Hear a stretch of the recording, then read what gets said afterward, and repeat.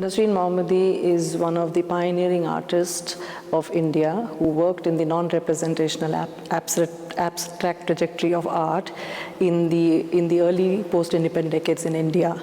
She stepped outside the dominant discourse of the figural narrative mainstream practice and worked against the grain, and for a long time was not recognized for her contribution to modern Indian art. Yeah, Nasreen was barely 17 when she went to study at St. Martin's School of Art in London, and later on was awarded a French government scholarship to go and study graphics in Paris.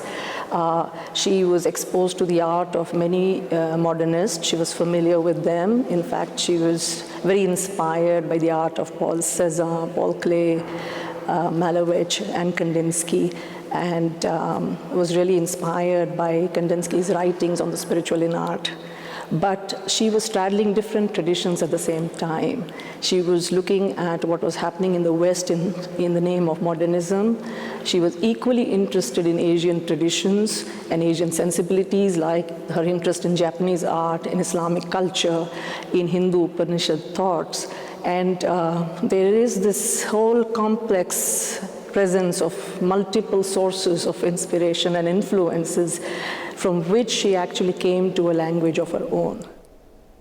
I would like to stress on the fact that there is a singular vision running like a thread through all her works in various mediums. Whether she was doing drawing or photography or making collages or prints, her work proposes sparse aesthetics. They work with an extreme economy of means, and they work with an impulse towards abstraction. And this is true even in her photographs, which at that time, as early as in the 1960s or late 1950s, there were very few who were practicing photography in India. And her photography also is, in a way, I think,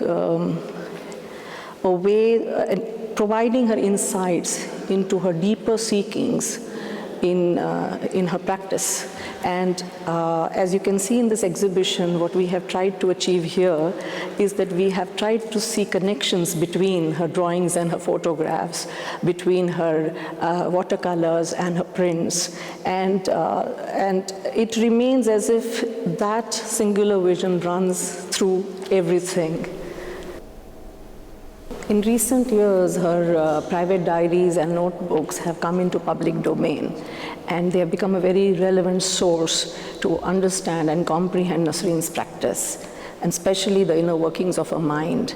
The diaries are full of phrases and few lines and words that form a soliloquy. And she was a very private person anyways. So they really throw light on her life, on her circumstances, and how she made art into a transcendental form of expression.